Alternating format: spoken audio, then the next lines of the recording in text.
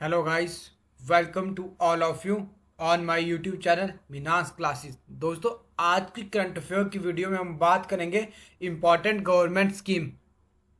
देखिए दोस्तों, ये एक स्पेशल वीडियो है जो कि आपके एग्ज़ाम है एचएस का एग्ज़ाम जो कि 30 जून को कंडक्ट होने जा रहा है। उसी एग्ज़ाम को पर्टिकुलर टारगेट करते हुए ये वीडियो जो है बनाई गई है, क्योंकि दोस्तों लास्ट ईयर भी हमारे पास 2 to 3 क्वेश्चन हमारे पास इंपॉर्टेंट स्कीम्स या गवर्नमेंट स्कीम्स वाले पोर्शन से पूछे गए थे। और इस साल भी यही उम्मीद है कि इस साल भी कम से कम 2 या 3 क्वेश्चन इस टॉपिक से पूछे जाएंगे। और वैसे ही दोस्तों, अगर आप में से किसी ने यूपीएससी का पेपर दिया होगा तो आपने यूपीएससी के पेपर में भी नोटिस किया होगा कि 2 क्वेश्चन हमारे पास गवर्नमेंट स्कीम से रिलेटेड थे। तो आइए शुरुआत करते हैं आज के टॉपिक की। अब देखिए दोस्तों, अगर मैं बात करूं प्रीवियस ईयर जो हमारा एचएस का पेपर था, अगर मैं पीवाईक्यू की बात करूं तो प्रीवियस ईयर हमारे पास किस तरीके से क्वेश्चन पूछे गए हैं। तो देखिए, प्रीवियस ईयर हमारे पास जो गति शक्ति डिजिटल प्लेटफॉर्म था उससे रिलेटेड क्वेश्चन पूछा गया था, और ये क्वेश्चन जो है स्टेटमेंट वाइज क्वेश्चन था। एक और क्वेश्चन हमारे पास स्कीम से रिलेटेड पूछा गया था। इसमें जो हमें क्रोनोलॉजिकल जो है अरेंज करना था स्कीम्स को, कि कौन सी स्कीम जो हमारी सबसे पहले लॉन्च हुई है, देन सेकंड पे कौन है, थर्ड पे कौन है, फोर्थ पे कौन है। तो यानी हम प्रीवियस ईयर के पैटर्न के बेसिस पे देख सकते हैं कि कोई पर्टिकुलर स्कीम जो बहुत ज्यादा न्यूज में चली है, जैसे for example electoral bond scheme हो गया, अग्निपथ स्कीम हो गया, या कोई और स्कीम जो इस टाइम न्यूज में चली हुई है, उनसे जो है उन स्कीम्स पे हमें स्टेटमेंट वाइज क्वेश्चन पूछे जा सकते हैं। या तो प्रीवियस ईयर में जितनी भी स्कीमें या उससे एक साल पहले की जितनी भी स्कीमें न्यूज में थी, उन स्कीम्स को हमें फॉर्मेशन के बेस पे जो अरेंज करने को बोला जा सकता है। तो दोस्तों, अब शुरुआत करते हैं आज के टॉपिक की। डियर फ्रेंड्स, वैसे तो इस टॉपिक की पीडीएफ मैंने आपको पहले ही जो हमारा व्हाट्सएप चैनल है वहां पे शेयर कर दी थी। आई होप आपने पीडीएफ अच्छे से पढ़ ली होगी, क्योंकि अगर आपने एक बार पहले पीडीएफ पढ़ ली है तो आपको जो है इस टॉपिक को याद करना या ये सारी स्कीमें याद करना जो है इजी हो जाएगा। और देखिए दोस्तों, कुछ लोग आप में से ऐसे लोग होंगे जो फर्स्ट टाइम इस वीडियो को देख रहे हैं, तो मेरी आपसे भी रिक्वेस्ट है कि आप नीचे डिस्क्रिप्शन बॉक्स में हमारे व्हाट्सएप चैनल का लिंक दिया है, आप हमारे व्हाट्सएप चैनल को ज्वाइन करिए और वहां पे जो पीडीएफ मैंने शेयर की है उस पीडीएफ से पहले गो थ्रू हुई, ताकि आप जो है इन स्कीम्स को जो अच्छे ढंग से याद कर सके।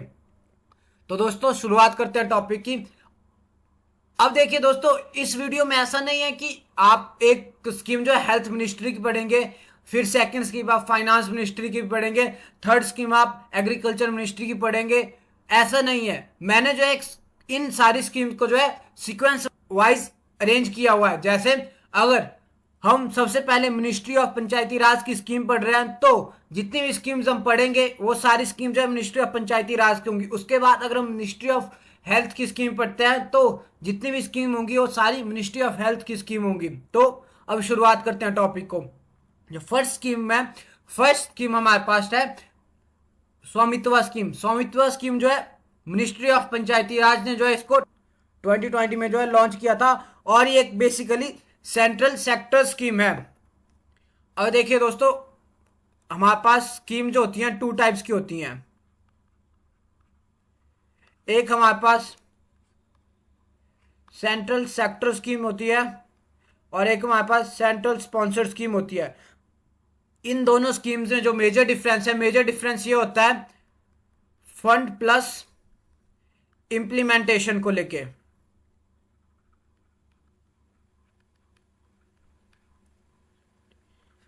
इंप्लीमेंटेशन को लेके जो है मेजर डिफरेंस होता है। जो हमारी सेंट्रल सेक्टर स्कीम होती है, इन स्कीम को जो है central government fully fund provide कराती है, प्लस इन स्कीम्स का इंप्लीमेंटेशन भी सेंट्रल गवर्नमेंट ही करती है। लेकिन जो हमारे पास सेंट्रल स्पॉन्सर्ड स्कीम होती है, सेंट्रल स्पॉन्सर्ड स्कीम को जो है सेंट्रल स्पॉन्सर्ड स्कीम स्टेट और सेंट्रल के बीच में जो है इनका फंड जो है डिवाइड होता है। यानी सेंट्रल स्पॉन्सर्ड स्कीम में जो है कुछ फंड जो हमारे पास सेंट्रल गवर्नमेंट प्रोवाइड कराएगी और कुछ फंड जो हमारे पास स्टेट गवर्नमेंट प्रोवाइड कराएगी। और जो सेंट्रल स्पॉन्सर्ड स्कीम की जो इंप्लीमेंटेशन होती है, इनकी इंप्लीमेंटेशन जो हमारे पास स्टेट गवर्नमेंट करती है। तो जो हमारे पास स्वामित्व स्कीम थी, स्वामित्व स्कीम जो एक सेंट्रल सेक्टर स्कीम है। अब देखिए दोस्तों, ये जो वर्ड है Svamitva, Svamitva stand for survey of village abadi and mapping with improvised technology in village area, यानी एक जो है। और देखिए दोस्तों, जनवरी 2024 में जो हमारे पास मिनिस्ट्री ऑफ पंचायती राज है, इसको जो है फर्स्ट प्राइज मिला हुआ है स्वामित्व स्कीम के लिए, क्योंकि स्वामित्व स्कीम से जो है लैंड गवर्नेंस को लेके जो है एक बहुत बड़ा डिजिटली ट्रांसफॉर्मेशन आया है स्वामित्व स्कीम के बाद। तो ये थी हमारे पास स्वामित्व स्कीम। अब सेकंड स्कीम के मूव करते हैं। अब सेकंड स्कीम के बारे में पढ़ते हैं। सेकंड स्कीम है राष्ट्रीय ग्राम स्वराज अभियान। अब देखिए, ये स्कीम जो है सेंट्रली स्पॉन्सर्ड स्कीम है और ये स्कीम जो है 2018 में लॉन्च हुई थी। Objective of this scheme is to develop and strength Panchayati Raj system across India, यानी जो हमारे पास पंचायती राज सिस्टम है उस सिस्टम को स्ट्रेंथ करना, ये जो है इस थीम का जो मेन ऑब्जेक्टिव है। अब देखिए दोस्तों, ये स्वामित्व स्कीम और राष्ट्रीय ग्राम स्वराज योजना, ये हमारे पास दो इंपॉर्टेंट स्कीम थी मिनिस्ट्री ऑफ पंचायती राज की। नेक्स्ट हम मूव करते हैं ministry of new and renewable energy. जो इनकी फर्स्ट स्कीम है PM Kusum scheme. PM Kusum stand for PM किसान ऊर्जा सुरक्षा एवं उत्थान महाअभियान। ये स्कीम जो है बेसिकली एक सेंट्रल सेक्टर स्कीम है। इस स्कीम को जो दोस्तों 2019 से 2026 तक जो है कंटिन्यू किया जाएगा। अब देखिए दोस्तों, इस स्कीम का ऑब्जेक्टिव है कि जो फार्मर्स हैं उनको जो है सोलर एनर्जी इंस्टॉल करने के लिए जो उनको फंड प्रोवाइड करना, ये जो है इस स्कीम का जो मेन मोटिव है। और ये स्कीम जो है ministry of new and renewable energy के द्वारा लॉन्च की गई है। नेक्स्ट हमारे पास मिशन है नेशनल ग्रीन हाइड्रोजन मिशन। ये जो है बहुत ही इंपॉर्टेंट मिशन है जिसको जो है 2023 में लॉन्च किया गया था। Aim of this mission is to make India a global hub for the production utilisation and export of green hydrogen and its derivatives, यानी ग्रीन हाइड्रोजन मिशन में हमने एम रखा गया है कि हम इंडिया को जो है ग्लोबल हब बनाएंगे for production utilisation and export of green hydrogen, और इसके जितने भी डेरिवेटिव्स है इनसे रिलेटेड जो है हम इंडिया को जो है ग्लोबल हब बनाएंगे। और जो बजट आउटले था इस मिशन का 2023 में इसका जो बजट आउटले था 19,744 करोड़। अब देखिए दोस्तों, further national green hydrogen mission में जो है एक और प्रोग्राम लॉन्च हुआ था। इस प्रोग्राम का नाम था SIGHT basically stand for strategic intervention for green hydrogen transition programme, यानी कैसे हमने जो है हमारे फॉसिल फ्यूल से जो है ग्रीन हाइड्रोजन तरफ जो है ट्रांजिशन लेना है, इसको लेके जो है ये प्रोग्राम लॉन्च किया गया था। अब देखिए, development of green hydrogen production capacity of at least 5 million metric tonne per year. अब जो टारगेट रखा गया है नेशनल ग्रीन हाइड्रोजन मिशन में जो है 5 million metric tonne green hydrogen produce करने का टारगेट जो है 1 ईयर में रखा गया है। स्कीम है नेक्स्ट स्कीम को जो दोस्तों आप स्टार मार्क कर लीजिए, क्योंकि ये जो स्कीम जो रिसेंटली हमारे प्राइम मिनिस्टर ने लॉन्च की है। ये स्कीम जो है 2024 में ही लॉन्च हुई है और ये स्कीम भी दोस्तों ministry of new and renewable energy द्वारा लॉन्च की गई है। इस स्कीम का नाम है प्रधानमंत्री सूर्योदय योजना। ये जो है बेसिकली जो हमारे पास रूफटॉप सोलर पावर सिस्टम होता है उससे रिलेटेड है और इस स्कीम में एम रखा गया है aimed at installing rooftop solar power system in 1 crore house hold across the nation, यानी हमें 1 करोड़ घरों में जो है रूफटॉप सोलर पैनल को जो है इंस्टॉल करना है। अब देखिए दोस्तों, अगर इस स्कीम की बैकग्राउंड की बात करें, in 2014 the government launch the rooftop solar programme that aim to achieve a cumulative installed capacity of 40,000 gigawatts by 2022। अब देखिए दोस्तों, ये जो है रूफटॉप सोलर प्रोग्राम जो हमारे पास 2014 में लॉन्च किया गया था।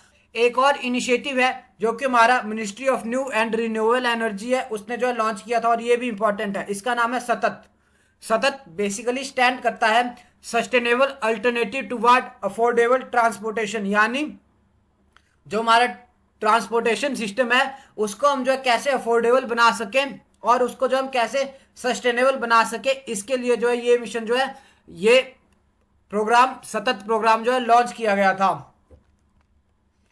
अब देखिए दोस्तों, नेक्स्ट हम जिस मिनिस्ट्री की बात करेंगे ये मिनिस्ट्री है ministry of agriculture and farmer welfare scheme. अब देखिए दोस्तों, इस मिनिस्ट्री की जो जितनी भी इंपॉर्टेंट स्कीम्स है जो हमारे पास न्यूज में चली थी, वो सारी स्कीम जो मैंने मेंशन कर दिया है, आप जो है इन स्कीम्स को पढ़ सकते हैं। जैसे फर्स्ट स्कीम है प्रधानमंत्री किसान मानधन योजना, ये जो है सेंट्रल सेक्टर स्कीम है और ये जो है 2019 में लॉन्च की गई थी। अगर दोस्तों आप इस वीडियो में शॉर्ट नोट्स भी बना रहे हैं साथ साथ वीडियो के साथ साथ, तो मैं आपको रिकमेंड करना चाहूंगा, जैसे मैंने जो अपनी पीपीटी में स्कीम्स लिखी हुई हैं मिनिस्ट्री वाइज, आप वैसे स्कीम्स को नोट डाउन करिए ताकि आपको जो है लास्ट मोमेंट पे जो है रिवाइज करने के लिए आसान हो सके। प्लस आप जो है ऐसे शॉर्ट फॉर्म में लिखिए कि ये जो एक सेंट्रल सेक्टर स्कीम है जो कि 2019 में लॉन्च हुई थी। नेक्स्ट इसके बाद बात कर लेते हैं प्रधानमंत्री अन्नदाता संरक्षण अभियान। अब ये स्कीम जो है अम्ब्रेला स्कीम है और ये जो 2018 में लॉन्च हुई थी। दोस्तों बाकी भी आप सारी स्कीम को जो एक एक करके पढ़ सकते हैं, मैं जो है कुछ इंपॉर्टेंट स्कीम को हाईलाइट कर देता हूं, उनको जो आप जरूर पढ़िए। जैसे प्रधानमंत्री फसल बीमा योजना, ये जो 2016 में लॉन्च की गई थी। वैसे प्रधानमंत्री किसान सम्मान निधि योजना है, ये जो 2018 में लॉन्च की गई थी। और इस स्कीम के अंडर जो है जो हमारे पास किसान होते हैं उनको जो है 6000 एनुअल पेमेंट की जाती है और ये 6000 एनुअल पेमेंट जो है 2000 रुपीज जो है की जाती है, यानी जो 6000 एनुअल पेमेंट है ये जो है 3 इंस्टॉलमेंटों में 2000 करके जो है पे की जाती है। और जो नेक्स्ट हमारे पास इंपॉर्टेंट स्कीम है, इस इंपॉर्टेंट स्कीम का नाम है किसान क्रेडिट कार्ड स्कीम, जो कि बेसिकली 1998 में लॉन्च हुई थी। बाकी स्कीमों को भी दोस्तों आप एक बार जो पढ़ सकते हैं क्योंकि मैंने आपको पीडीएफ जो पहले ही शेयर कर दिया है। अब इसके बाद बात कर लेते हैं ministry of agriculture and farmers welfare की एक और इम्पॉर्टेंट स्कीम जो है हमारे पास अभी रिसेंट में 2023 और 2024 के बजट में जो है लॉन्च हुई है। इस स्कीम का नाम है PM PRANAM, and PM PRANAM stand for programme for restoration awareness generation nourishment and amelioration of mother earth. अब देखिए दोस्तों, इस स्कीम को जो है बेसिकली जो हमारी cabinet committee on economic affairs होती है, इसको जो है इसने अप्रूव कर दिया है। अब देखिए दोस्तों, इस स्कीम के बारे में थोड़ा डिटेल में देख लेते हैं कि इस स्कीम का क्या एम है। अब देखिए, इस स्कीम का एम एंड ऑब्जेक्टिव है to bring down the subsidy burden on chemical fertiliser. देखिए दोस्तों, जो केमिकल फर्टिलाइजर होता है, हमारे सेंटर की गवर्नमेंट जितने फार्मर्स है उनको जो है केमिकल फर्टिलाइजर पे सब्सिडी देती है, तो इस सब्सिडी के बर्डन को कम करने के लिए जो पीएम प्रणाम स्कीम को लॉन्च किया गया है। अब इस स्कीम के अंडर जो है हम एनकरेज करेंगे फार्मर्स को कि आप जो है बैलेंस्ड यूज ऑफ फर्टिलाइजर करिए, यानी जो आप फर्टिलाइजर अपने खेतों में यूज करते हैं उसका जो आप बैलेंस यूज करिए, उसको आप एक्सेस मात्रा में नहीं यूज करिए। फिर अगर आप फर्टिलाइजर का अल्टरनेटिव यूज अडॉप्ट कर सकते हैं तो आप फर्टिलाइजर का अल्टरनेटिव भी अडॉप्ट करिए, ऑर्गेनिक फार्मिंग को प्रमोट करिए। ये सारे जो है इस स्कीम का जो है मेन एम है। अगर दोस्तों आप वीडियो यहां तक देख रहे हैं और अगर आपको वीडियो अच्छी लग रही है तो आप जो वीडियो को लाइक करिए और शेयर करिए। मूव करते हैं फर्दर। अब नेक्स्ट स्कीम है नेशनल आयुष मिशन। ये जो एक सेंट्रल स्पॉन्सर्ड स्कीम है, सेंट्रली स्पॉन्सर्ड स्कीम है, जिसको 2014 में लॉन्च किया गया था और ये जो है 2014 से 2026 तक जो है कंटिन्यू रहेगी। इसको जो है मिनिस्ट्री ऑफ आयुष ने लॉन्च किया था। नेक्स्ट स्कीम है दोस्तों उड़ान स्कीम। उड़ान स्कीम को जो आप स्टार मार्क कर लीजिए क्योंकि उड़ान स्कीम भी जो न्यूज में रहती है। उड़ान स्टैंड फॉर उड़े देश का आम नागरिक, और ये जो एक सेंट्रल सेक्टर स्कीम है और ये बेसिकली 2017 में जो इसको लॉन्च किया गया था। अब देखिए दोस्तों, जो उड़ान स्कीम का जो लेटेस्ट राउंड चला हुआ है, लेटेस्ट जो उड़ान 5.0 जो कि गवर्नमेंट ने 2022 में लॉन्च किया था, ये जो है इसका लेटेस्ट राउंड जो है न्यूज में चला हुआ है। अब देखिए दोस्तों, नेक्स्ट बात कर लेते हैं प्रधानमंत्री भारतीय जन उर्वरक परियोजना।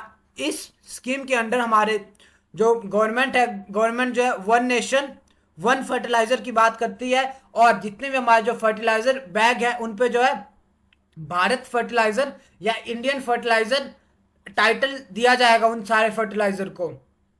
और देखिए, ये जो एक बेसिकली सेंट्रल सेक्टर स्कीम है और इसको जो 2022 में लॉन्च किया गया था।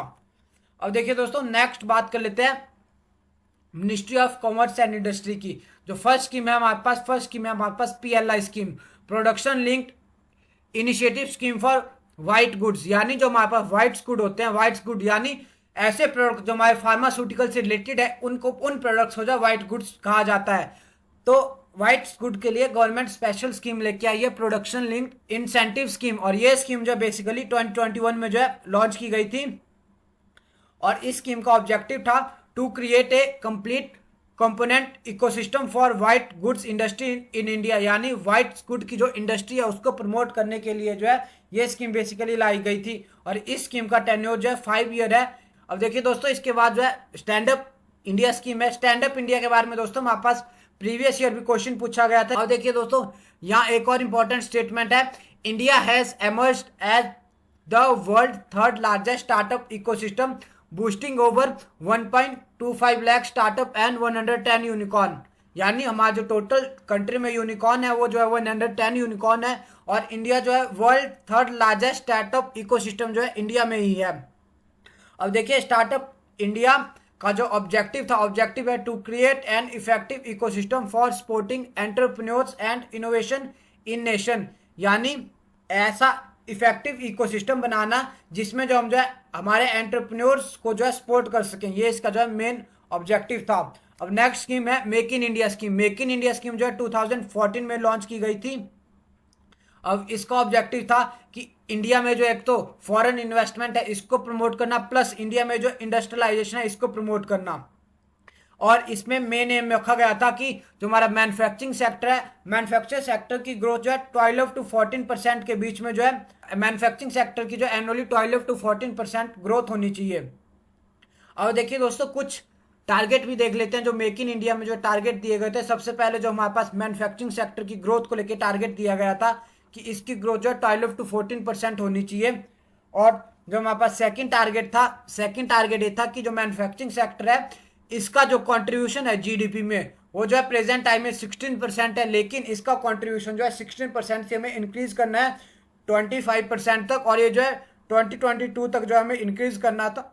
अब जो थर्ड पॉइंट है to add 100 billion new employment to the industrial sector by 2022। यानी जो हमारा इंडस्ट्रियल सेक्टर है इसमें 100 बिलियन की जो है न्यू एम्प्लॉयमेंट जनरेट करना, ये जो है इसका टारगेट था। अब थर्ड बात कर लेते हैं प्रोडक्शन लिंक्ड इंसेंटिव स्कीम। अब देखिए दोस्तों, ये जो पीएलआई स्कीम है इसको हमारे पास जो है ministry of commerce and industry ने जो लॉन्च किया ही है, साथ ही साथ इसको जो हमारे पास मिनिस्ट्री ऑफ फाइनेंस है उसने भी लॉन्च किया हुआ है। वैसा ही दोस्तों ये जो हमारे पास यहाँ पे हमने पढ़ी startup India scheme, startup India scheme को जो है बेसिकली मिनिस्ट्री ऑफ हमारे पास commerce and industry plus ministry of finance जो है एक साथ मिलकर लॉन्च किया गया था। अब पीएलआई स्कीम को जो ministry of commerce and industry ने जो लॉन्च किया हुआ है और इसको जो 2020 में लॉन्च किया गया था। और इसको जो है प्रेजेंट टाइम में 14 सेक्टर तक जो है एक्सटेंड कर दिया हुआ है। और देखिए दोस्तों, प्रोडक्शन लिंक्ड इंसेंटिव स्कीम है, इसका मेन मोटिव यह है कि जो हमारी डोमेस्टिक मैन्युफैक्चरिंग है, डोमेस्टिक मैन्युफैक्चरिंग को ज्यादा प्रमोट करना, ये इसका मेन ऑब्जेक्टिव है। अब देखिए दोस्तों, इसके आप फर्दर बात करते हैं अग्निपथ स्कीम की। देखिए दोस्तों, जो अग्निपथ स्कीम है इसको जो आप स्टार मार्क कर लिए, क्योंकि अग्निपथ स्कीम जो है बहुत न्यूज में चली थी। ये जो एक कॉन्ट्रोवर्शियल स्कीम है, क्योंकि जब गवर्नमेंट इस स्कीम को लेके आई थी तब भी इस स्कीम को लेके जो है बहुत विवाद चला था कि कैसे जो हम इस स्कीम को जो इम्प्लीमेंट करेंगे, या ये स्कीम जो है हमारे देश को बेनिफिट करेगी या नहीं करेगी, आर्मी के लिए कितनी अच्छी है ये स्कीम या नहीं। इन सब मुद्दों को लेके जो है अग्निपथ स्कीम जो है बहुत न्यूज में थी। अब देखिए तो अग्निपथ स्कीम की थी, इसका मेन ऑब्जेक्टिव था to enable a youthful profile of arm force. यानी जो हमारी आर्म फोर्स है, आर्म फोर्स में सिर्फ जो हमने यंग लोगों को ही जो है फर्दर कंटिन्यू करना है। और इसका जो है सेकंड मोटिव था to motivate patriotic and motivate youth to serve in the arm force. यानी जो हमारे पास यूथ है, यूथ को जो मोटिवेट करना आर्म फोर्स में सर्व करने के लिए। अब वैसे दोस्तों, न्यूज में आपने या तो अग्निपथ स्कीम सुना होगा या तो आपने अग्निवीर स्कीम सुना होगा, दोनों एक ही स्कीम का नाम है। लेकिन जो अग्निवीर स्कीम का ऑफिशियली नाम है, ऑफिशियली नाम जो है अग्निपथ स्कीम है। अब देखिए दोस्तों, इस स्कीम के कुछ फीचर हैं कि जो हमारे पास एस्पिरेंट इंडियन आर्मी ज्वाइन करना चाहेंगे उनकी एज जो है 17.5 साल से जो है 21 साल के बीच में होनी चाहिए। और इनको जो है फॉर द 4 ईयर के पीरियड के लिए जो है आर्म फोर्स में जो है रखा जाएगा। और जो यंग पर्सन ज्वाइन करेंगे इंडियन आर्मी को, उनको जो है अग्निवीर कहा जाएगा। प्लस इसके बाद after 4 year only 25% of the batch will be recruit back into their respective service for a 15 year। यानी जितने भी लोग जो है आर्मी में जो रिक्रूट होते हैं उनमें से सिर्फ 25% लोगों को ही फर्दर कंटिन्यू किया जाएगा 15 ईयर के टाइम पीरियड के लिए। बाकी जो रिमेनिंग 75% लोग होंगे उनको जो वॉलेंटरी रिटायरमेंट दे दी जाएगी। और देखिए दोस्तों, सबसे इंपॉर्टेंट पॉइंट है, ये स्कीम जो है उन्हीं लोगों के लिए थी जो बिलो द ऑफिसर रैंक के नीचे के जो है लोग थे। यानी आर्मी में भी देखो दोस्तों ऑफिसर रैंक होते हैं, यानी जो लोग जो है ऑफिसर रैंक की नीचे की भर्ती के लिए आएंगे वो जो है अग्निवीर स्कीम का जो है लाभ उठा सकते हैं। अब देखिए दोस्तों, नेक्स्ट हमारे पास स्कीम है PM divine. PM divine basically stand for development initiative for north eastern region. ये स्कीम भी दोस्तों बहुत इंपॉर्टेंट है क्योंकि ये स्कीम जो है लगातार जो है न्यूज में बनी रहती है। और देखिए दोस्तों, ये जो एक सेंट्रल सेक्टर स्कीम है जिसको बेसिकली 2022 में लॉन्च किया गया था। और इस स्कीम की जो इम्प्लीमेंट एजेंसी है उसका नाम है, या इम्प्लीमेंट मिनिस्ट्री है उसका नाम है ministry of development of north eastern region. अब इस मिनिस्ट्री को शॉर्ट फॉर्म में मिनिस्ट्री ऑफ डोनर भी बोलते हैं, यानी development of ministry for development of north east region. अब देखिए दोस्तों, नेक्स्ट जो हमारे पास स्कीम है, नेक्स्ट स्कीम हमारे पास मिनिस्ट्री ऑफ अर्थ साइंस से रिलेटेड स्कीम है। फर्स्ट स्कीम है पृथ्वी विज्ञान इनिशिएटिव।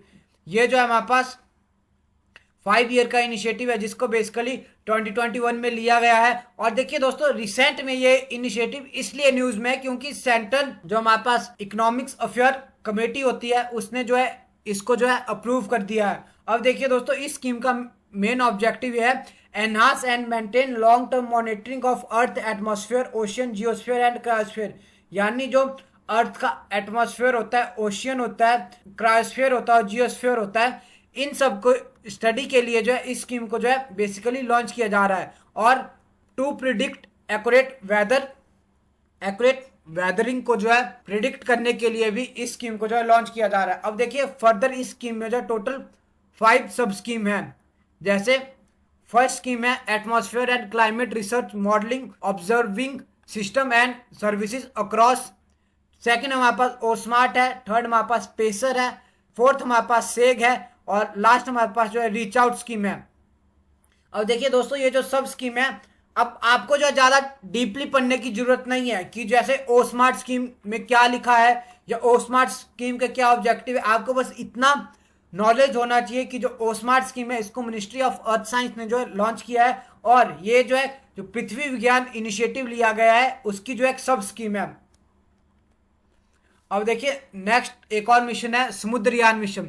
ये भी जो हमारे मिनिस्ट्री ऑफ अर्थ साइंस है, इसी मिनिस्ट्री ने जो है 2021 में जो इस मिशन को लॉन्च किया था। और ये मिशन जो है दोस्तों, it is India's first manned mission to explore deep ocean. यानी डीप ओशियन को एक्सप्लोर करने के लिए ये जो है इंडिया का फर्स्ट ओशियन मिशन है। अब देखिए दोस्तों, इसमें जो है ओशियन की डेप्थ में जाने के लिए जिस व्हीकल का यूज किया जाएगा उसका नाम जो है मत्स्य 6000 है। और इस व्हीकल को जो है national institute of ocean technology Chennai के द्वारा जो है इसको जो है डेवलप किया हुआ है। अब देखिए दोस्तों, मैं जितने आपको पॉइंट बता रहा पॉइंट वो सारे पॉइंट इंपॉर्टेंट है।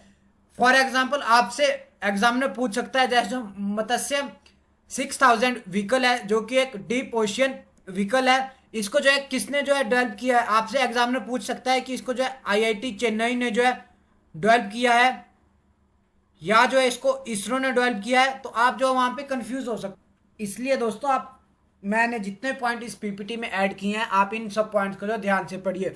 वैसे भी दोस्तों बहुत एफर्ट लगे हैं इस पीपीटी को जो है बनाने में, क्योंकि टोटल 150 पेज के अराउंड जो पीडीएफ था, उस पीडीएफ में से ये सारी इंपॉर्टेंट इंफॉर्मेशन निकालना एक डिफिकल्ट टास्क है। तो दोस्तों जो हमारा आज का टॉपिक है, आज के टॉपिक ऐसा नहीं है कि हमारा टॉपिक खत्म हो जाएगा इंपॉर्टेंट गवर्नमेंट स्कीम। हमारे टॉपिक का फर्स्ट पार्ट यही कंप्लीट होता है। वीडियो ज़्यादा लंबी ना बने। नेक्स्ट पार्ट में जो है बहुत ही जल्द यूट्यूब पे अपलोड कर दूंगा। तो दोस्तों हमारा आज का टॉपिक यही एंड होता है। आई होप आपको वीडियो अच्छी लगी होगी। अगर आपको वीडियो अच्छी लगी है तो आप ज़्यादा से ज़्यादा इस वीडियो को जो है लाइक करिए। कोई डाउट है वीडियो से लेके तो कमेंट करिए और वीडियोस को शेयर करिए। दोस्तों स्पेशली उन लोगों के साथ जो है इस वीडियो को जरूर शेयर करिए जो एचएस एग्जाम की प्रिपरेशन कर रहे हैं, क्योंकि एचएस एग्जाम में हमारे पास बहुत ही कम डे बचे हुए हैं और मैंने आपको पहले ही बताया एचएस एग्जाम में इस टॉपिक से जो है 2 to 3 क्वेश्चन पूछे जाते हैं। थैंक यू गाइज, मिलते हैं कल इसी वीडियो के सेकंड पार्ट के साथ। Thank you.